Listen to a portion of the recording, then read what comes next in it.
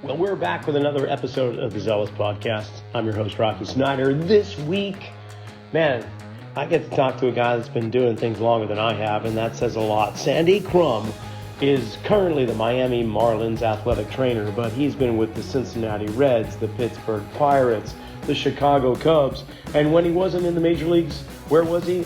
In Hollywood, behind the scenes, and like The Biggest Loser, making sure the participants, the contestants, were safe and sound, even though they were being tormented and yelled at by a whole bunch of trainers. He was the guy keeping them together. We'll talk about that and a whole bunch more. Be sure to follow us on Instagram, Rocky_Snyder, and subscribe. You know the score. Tell some friends, share it, leave some comments, and enjoy the show. Sandy, I'm so stoked to have you on our podcast. There are very few guests that I got to say that I've had over the course of the last few years here and 100 episodes or whatever we've done now, where a professional has been doing what they're doing longer than myself. I am at the 30-year mark, and brother, you have beat me out. You've been doing it for a little bit longer, not much, but a little bit longer than 30 years. So when we talk about things that get us out of bed in the morning, I know we're talking the same language, because we're talking passion, drive, desire, and solving puzzles. So first, hey, thanks for being on Zealous. Rocky, thanks so much for having me. It's a true honor. It's a true honor to see you and to speak with you this morning. Now, currently you're with the Miami Marlins, but you started in Major League Baseball back in the mid 80s with the Reds and as an athletic trainer, and you've maintained that role for quite a long time. Just to mention, what are some of the other teams that you've worked with? And I know you've gone away from Major League Baseball and did some unique stuff too. So let's talk about that as well. But what are the teams that you've worked with all the way through? Sure, Rocky. I started in 1986 with the Cincinnati Reds. One of my true mentors, and we'll get into mentorship, but I think one of my true mentors, Larry Starr, was an integral part in me taking on my first role in athletic training, and that was in 1986. Although it was a short stay with Cincinnati, in 1990, I had the opportunity to move over to the Pittsburgh Pirates. So I went from the Reds to the Pirates, and then from the Pirates, I got a chance to go to the big leagues with the Chicago Cubs in 2001.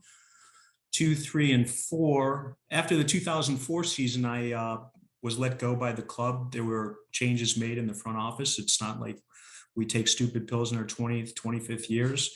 Bottom line is changes are part of the game and part of our industry. So I made that negative change, leaving the Chicago Cubs to become a positive. And I went out to Hollywood after some time with the men's US Open in New York. I did that for a year, and then I went to Hollywood and became the athletic trainer for NBC's television show called The Biggest Loser. And how that all came to be was ironic in itself, but more importantly, I spent 14 seasons out in Los Angeles doing not only The Biggest Loser, but it led to other shows, namely The Amazing Race, American Gladiators, all kinds of shows where athletic trainers could play an integral part in the care of not only the participants in the show, but the show itself, the betterment of the show. Interesting. Yeah, you don't think about the behind the scenes when it comes to shows like that necessarily, although I definitely want to talk a little bit about that, as long as you don't have any non-disclosure agreement that's still in effect. Those are over with. Those are okay, over with. Cool. So, but I'm curious, you mentioned your mentor, and I've got my mentor. I've had mentors over the decades of doing this, and it's anybody that does not have a mentor is somebody that's missing out on a lot of stuff, shall I say. But how did you, was it just through interning? Was it volunteer work? What got you into the place where the Reds said, come on, let's give you a shot? Great question. And in 1976, I was welcomed into the visiting clubhouse at Wrigley Field in Chicago as the visiting clubhouse bat boy. And that allowed me to see new athletic trainers, new teams every 3 days would come into Wrigley Field, into the visiting clubhouse. up the stairs in the right field corner.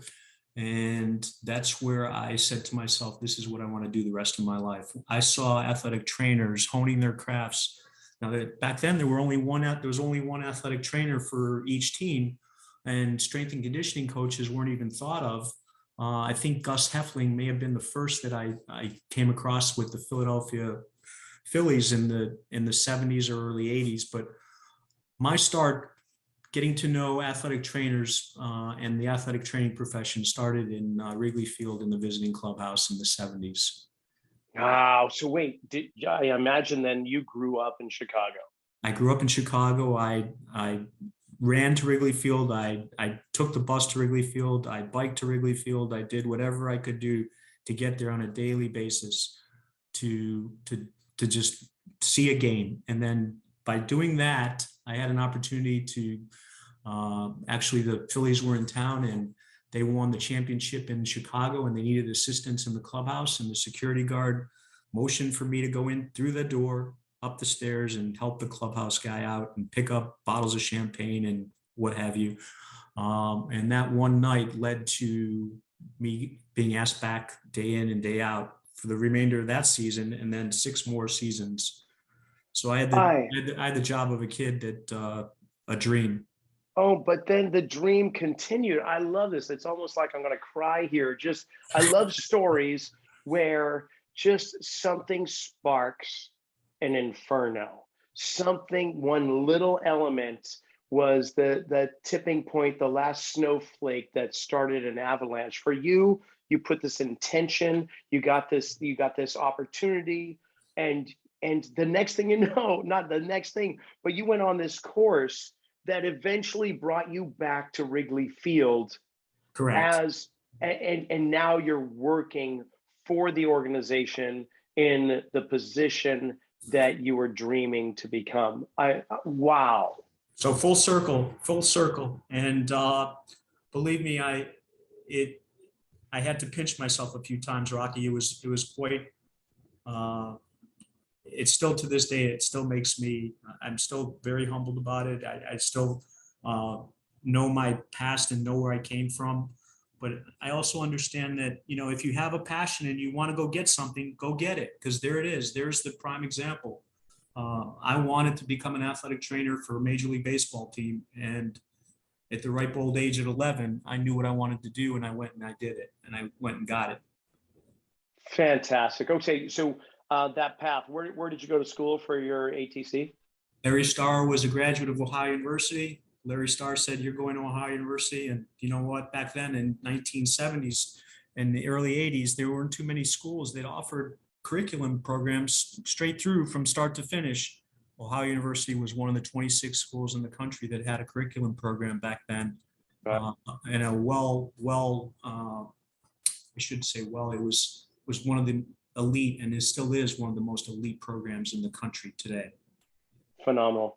Okay, so we've been doing this a long time, and me primarily in the realm of fitness conditioning and delving into athletic conditioning too, but mainly just general population for the most part. And over the course of that time, I myself have seen these changes, these growths, these absurdities, and this brilliance that is found within the industry. And nonetheless, it's this constant evolution and going in, I believe, to be a very positive direction. When that kind of concept applies to athletic training, where in 1986 were you and athletic training, and what did you witness, experience, and have to live through here in 2020? What are the major landmark occurrences in the world of athletic training? Great question, Rocky. Tough question. The actual profession itself has come so far. When you think about high schools not having athletic trainers and even collegiate programs not having the full complement of athletic trainers that are necessary to make the clubs work or make the teams work. that is one of the biggest accomplishments. Is now we're out there. We are in all collegiate settings. Are we in all the high school settings that I think we should be? No, because of what it comes down to is money. But more importantly, I think the inroads and the foundation has been laid by a lot of quality people, and the profession has really taken off. I couldn't even begin to tell you the numbers right now in the thousands of certified athletic trainers. Back when I took the exam, it was very, very few. There weren't too many athletic trainers. And if you told somebody back in the 70s and 80s that you were going to become an athletic trainer, they'd laugh at you. They said, well, you know what? I need to go to the gym, or I need to go work out. And nobody knew what an athletic trainer was. I think if we're to say, hey, what's the difference between now and then? Now people know what athletic trainers do, and people know the value that an athletic trainer brings to a team.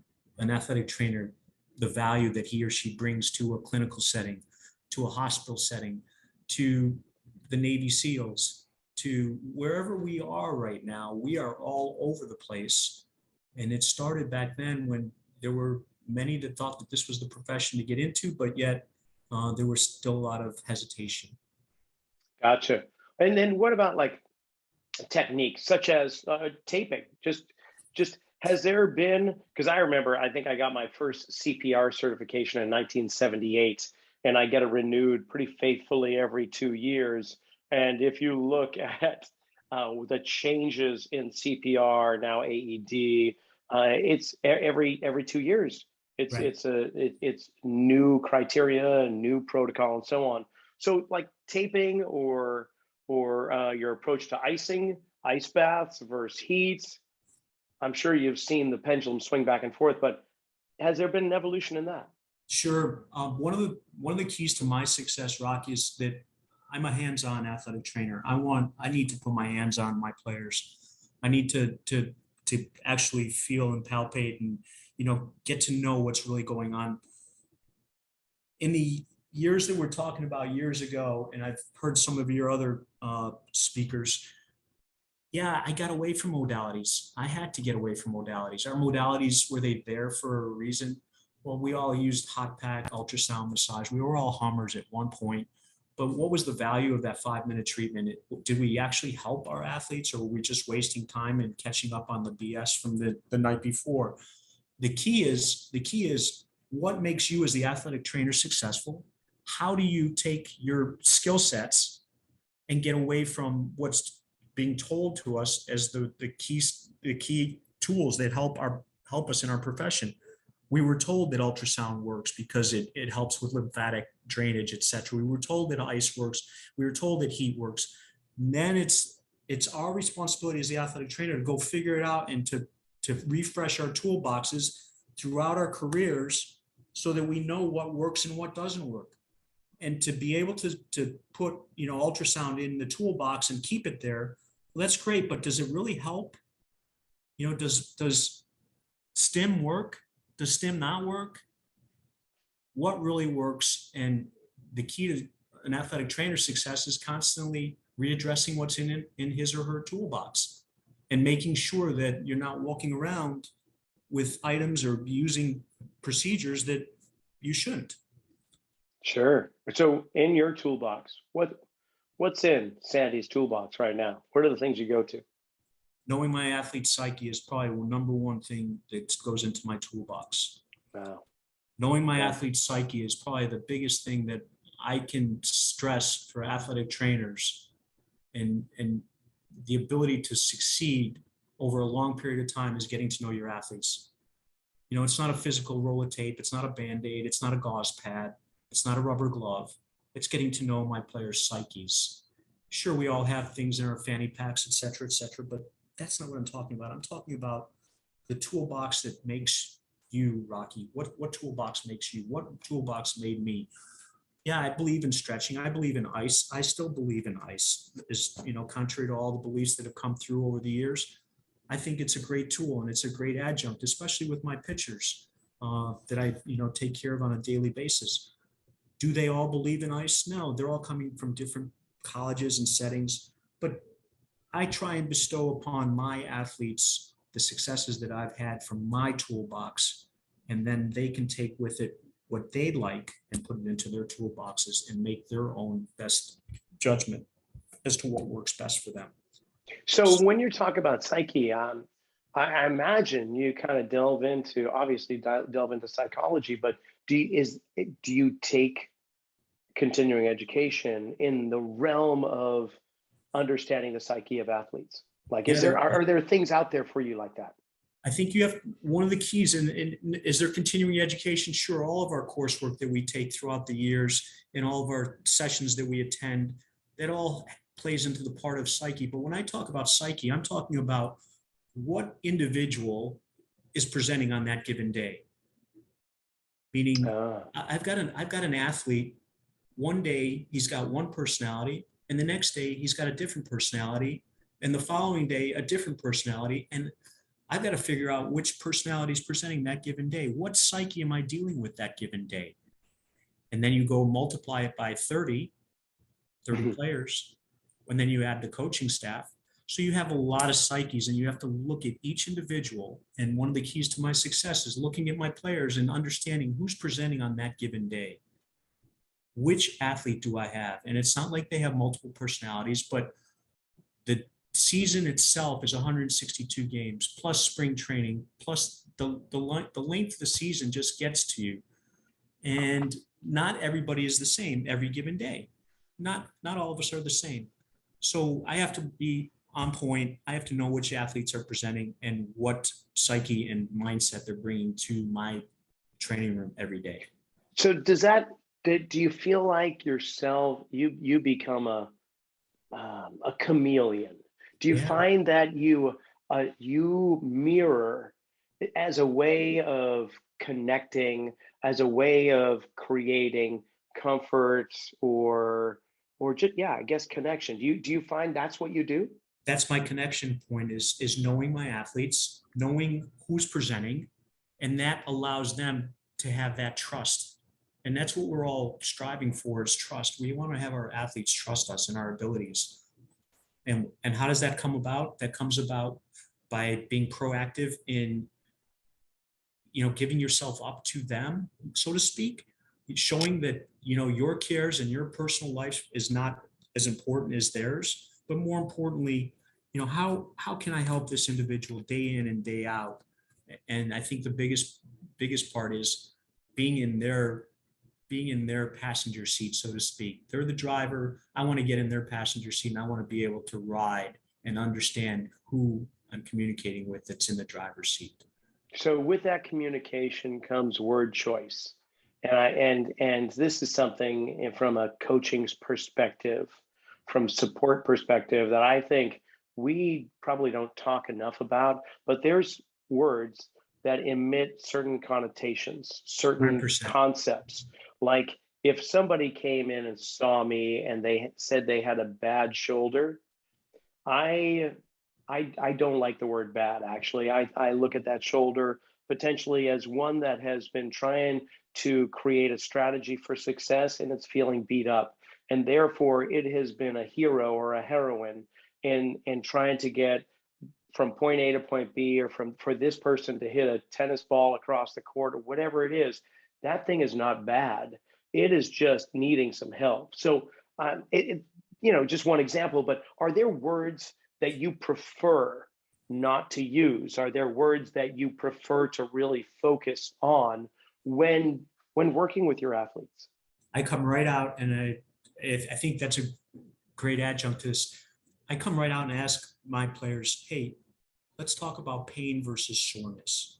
And one of the things that I dealing with younger athletes in the lower levels in the minor leagues, is I'm teaching them how to differentiate between pain and soreness. Am I going to the dentist chair without Novocaine, or am I going to have Novocaine? Pain is when a dentist is drilling in your mouth with no Novocaine. That's 10. Is it a 3? Is it a 4? What is it?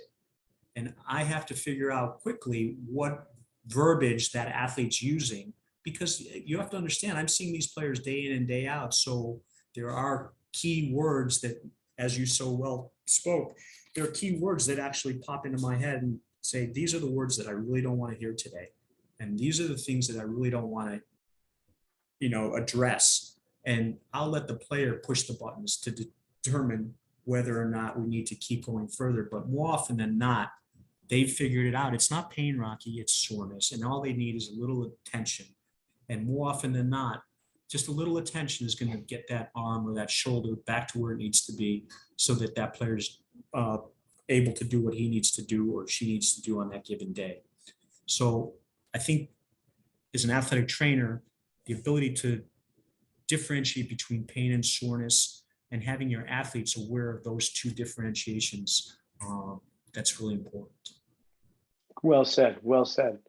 You brought up pain and soreness. And of course, I can't hold a thought for more than 10 seconds without it going somewhere else. If I saw a squirrel right now, you know where I'd be talking. But so I'm thinking Tommy John surgeries and other surgeries of that nature that are trying to alleviate a symptom, an issue, with maybe perhaps not addressing the underlying cause, but it's there in order to gain wins and to keep the athlete in the game.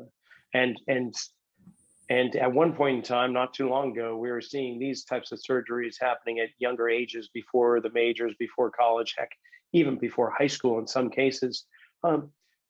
What's your where do you sit with those types of approaches? Because I know we're talking millions and millions of dollars are at stake here, but how does that sit with you?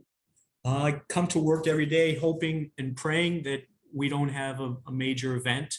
I think if you go in with an understanding that your strength and conditioning department, your nutrition, your dietitian, your athletic training staff, your physical therapists, all the team members that are there to support the athletes are on the same page, trying to prevent that ultimate event, that Tommy John, that ulnar collateral ligament from absolutely just going.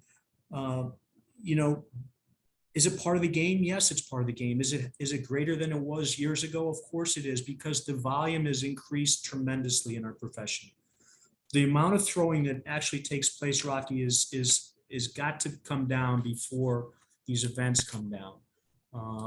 And that's just my personal opinion. But I think, we have athletes that are throwing from January, February, all the way through the course of the season, and they take maybe one day off a week, if that.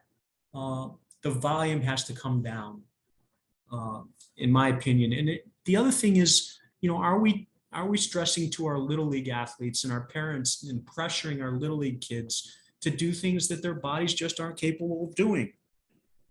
Listening to Jim Andrews speak and all the specialists that I've grown up listening to, we've got to control volume. We've got to stop kids from throwing breaking balls at 12, 13 years old that shouldn't even be throwing the volume that they're throwing. So for me, it comes down to volume. It comes down to recognition. It comes down to the ability to communicate.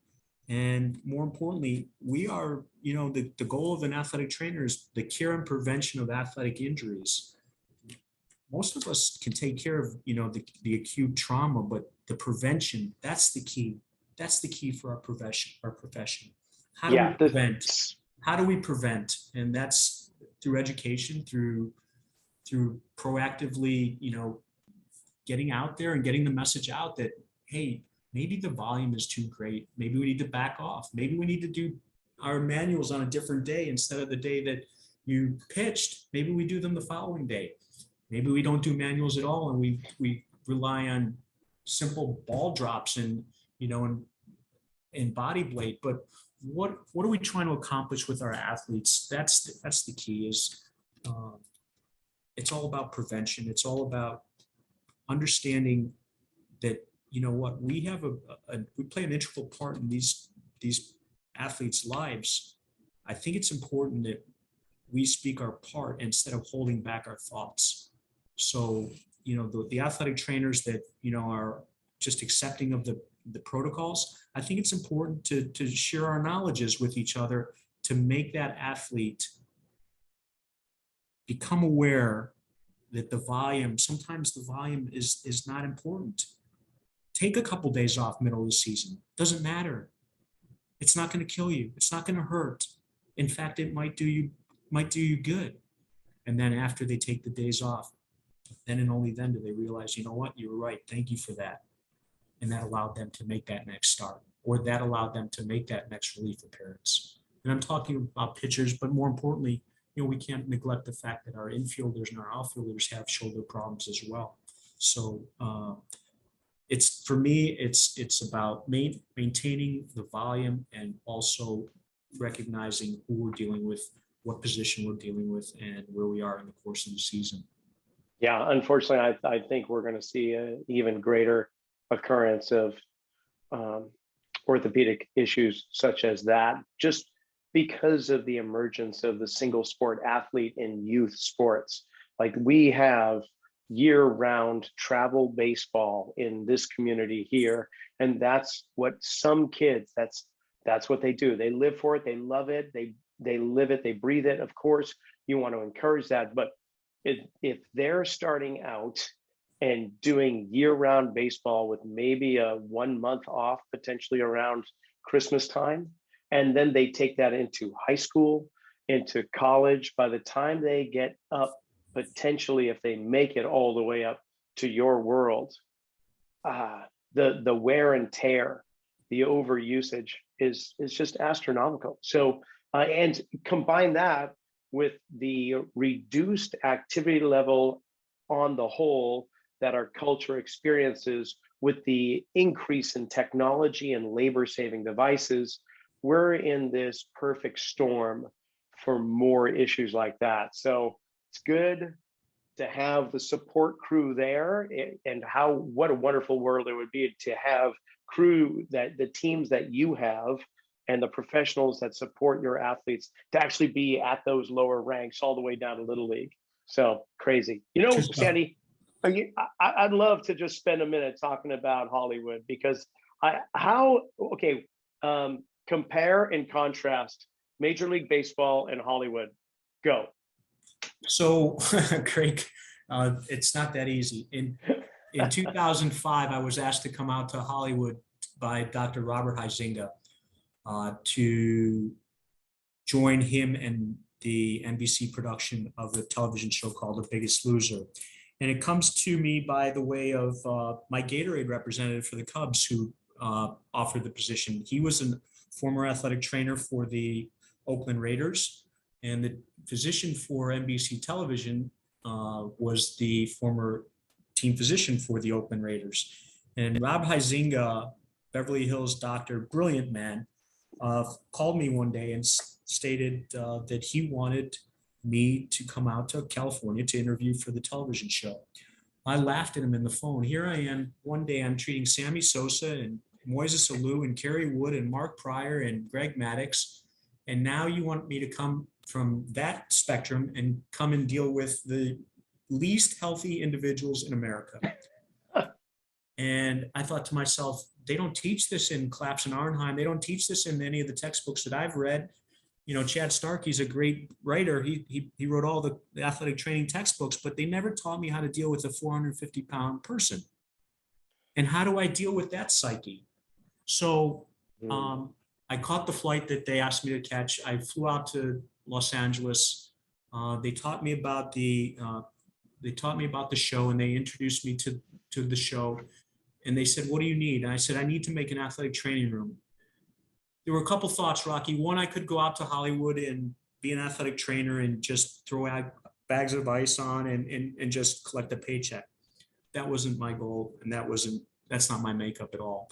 My makeup was to go out there and treat these individuals as if they were athletes. And that was my key to success out in Hollywood.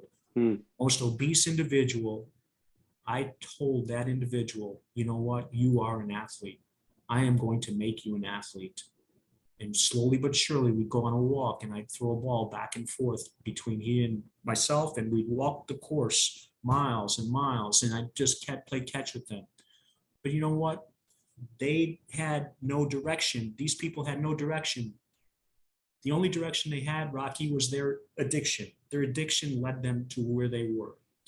So NBC asked me what I needed. I told them I needed an athletic training room. I needed tables. I needed everything that you see in a locker room.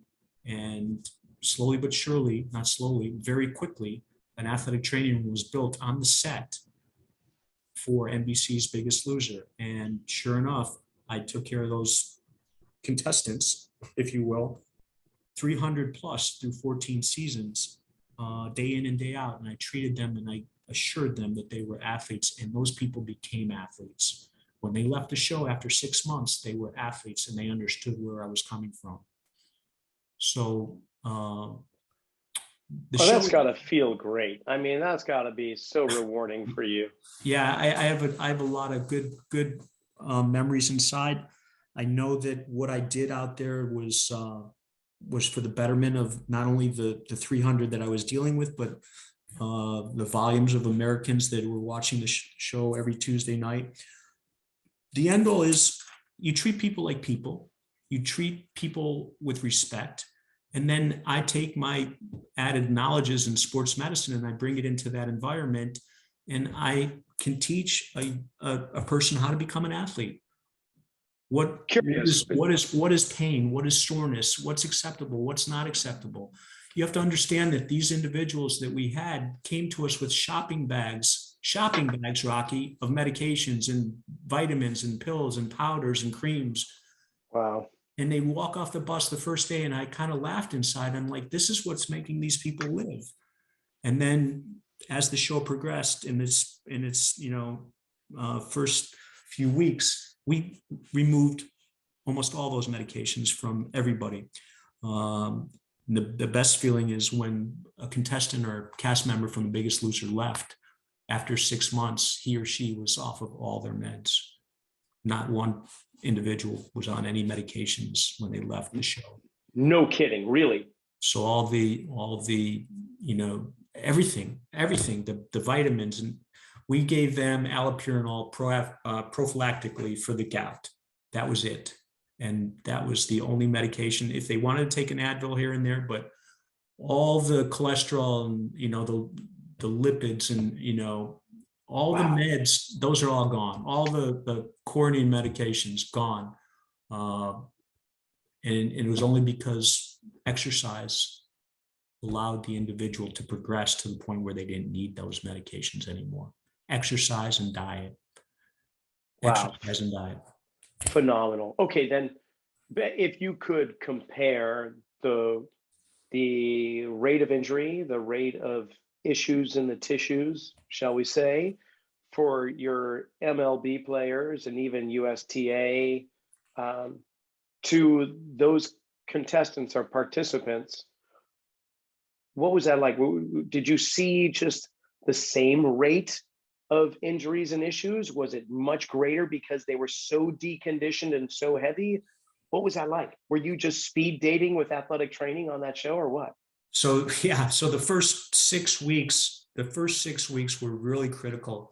I was quite scared out of my mind the first 6 weeks. I was dealing with very unhealthy people that a lot of things could happen very quickly. But I also knew, Rod, that I had the physician from Hollywood, the Beverly Hills doctor, looking over my shoulder, making sure that I wasn't doing anything incorrectly or wrong. But more importantly, the trends in baseball, the volume in the throwing athlete, and the trauma that I see. Did I see the same? No, because those people in The Biggest Loser, after they started to become aware that they saw the pounds coming off and they saw that there was a light at the end of the tunnel, they realized, you know what, I've got this. I can do this. I am that athlete that Sandy said I was. And you know what?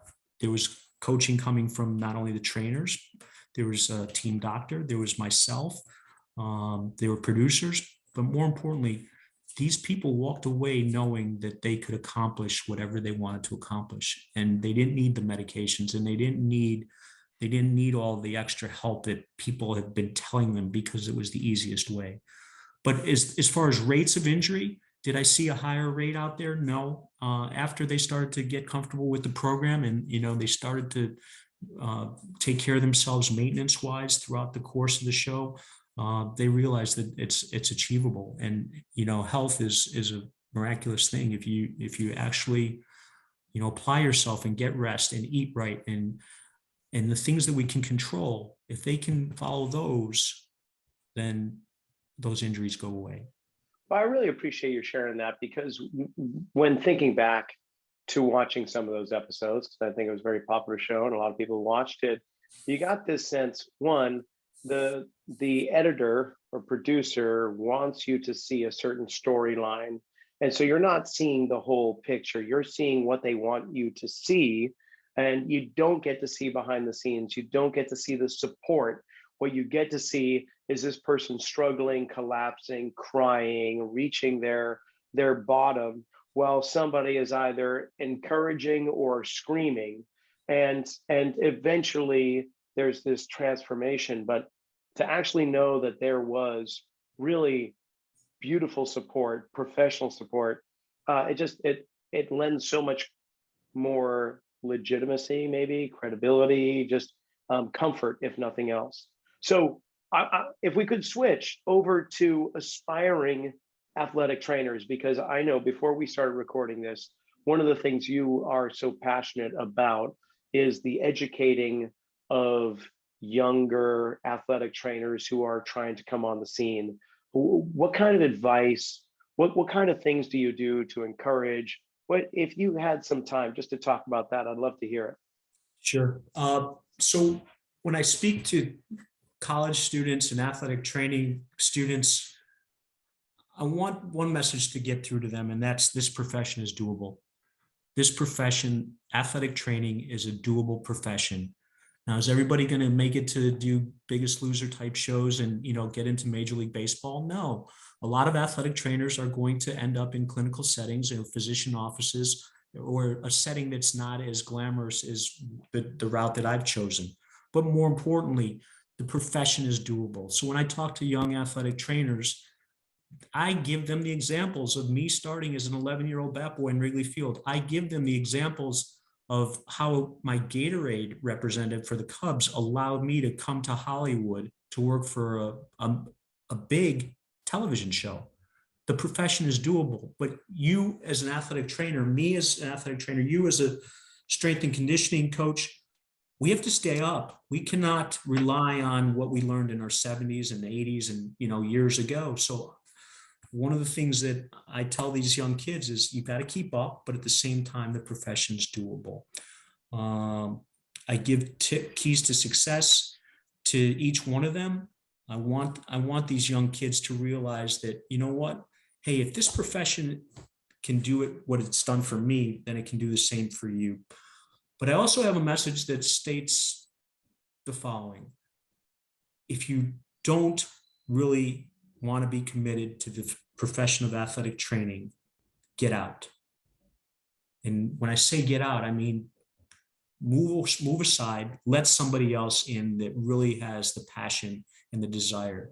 Because if you don't have the passion and you don't have the desire, you might have the smarts, but these are things that if you really don't have that passion and desire, get out. Somebody else can step in and do a better job. And more importantly, get a message delivered to the athletes that needs to get delivered. But don't block somebody if you're really not into it. And what bothers me is I see kids going through 4 years of studies and they're not going to be an athletic trainer at all. What are you doing this for then? Why are you doing this if you don't want to be an athletic trainer? Why are you working weekends just to get the 3 letters after your name? Is that all you want? You have to have passion, you have to have drive. And if you don't have it, then get away, get out, because there's somebody else that'll step in and do a better job. Right on. Okay. So I imagine with that, you have interns just knocking on your door on a fairly regular basis, looking to just work with you. Is that true? When we get a lot of calls, we get athletic training students that want to come and, just be a part of be a fly on the wall, so to speak. But that's how we all started, isn't it, Rock? We all got a chance. Somebody gave us a chance. So I understand that, what, maybe I can help this young man or young lady achieve his or her goals.